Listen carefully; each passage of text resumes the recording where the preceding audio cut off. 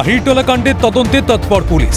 বুধবার ঘটনার পুনর্নির্মাণ করতে ফের একবার মধ্যম গ্রামের বীরেশ পল্লীর বাড়িতে নিয়ে যাওয়া হয় ধৃত ফাল্গুনী ঘোষকে।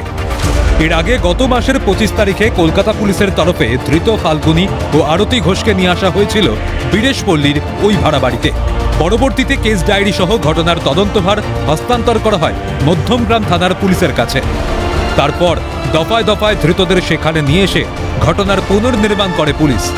বুধবার ফের একবার মধ্যমগ্রাম থানার তরফে ফাল্গুনীকে নিয়ে যাওয়া হয় বীরেশ পল্লীর ওই বাড়িতে। পিসি শাশুড়িকে কিভাবে খুন করা হয়েছিল, খুনের পর তাকে কোন ঘরে রাখা হয়েছিল, সেই সমস্ত বিষয় খতিয়ে দেখতেই বুধবার ধৃত ফাল্গুনীকে নিয়ে ঘটনাস্থলে যায় মধ্যমগ্রাম থানার পুলিশ।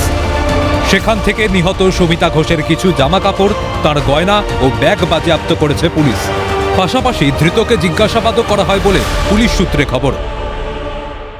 যে পিসিকে খুন করা হয়েছিল সেখানে ঘরের ভেতরে প্রথমে ধাক্কা মারা হয়, তারপরে ধারালো অস্ত্র দিয়ে তার গলায় কোপ মারা হয়, পায়ে কোপ মারা হয় এবং তেমনটাই কিন্তু পুলিশকে জানিয়েছিল। এবং আজ কিন্তু সেই একেবারে সেই ছবিটা দেখাচ্ছে যে আজ কিন্তু সেই ঘরের ভেতরে তার পিসি শাশুড়িকে কীভাবে খুন করা হয়েছিল, কোন ঘরে রাখা হয়েছিল এবং তার পরবর্তীতে তিনি কিভাবে রেখে বাইরে বেরিয়ে গেছিল এবং সে বিভিন্ন জায়গায় তারা গেছিল, যেমন মধ্যমগ্রামের বিভিন্ন সোনার দোকান, কলকাতা সোনার দোকান এবং যে ট্রলি ব্যাগ খুনের ক্ষেত্রে ব্যবহার করা হয়েছিল সেটিও কিন্তু কলকাতা থেকে কেনা হয়েছিল।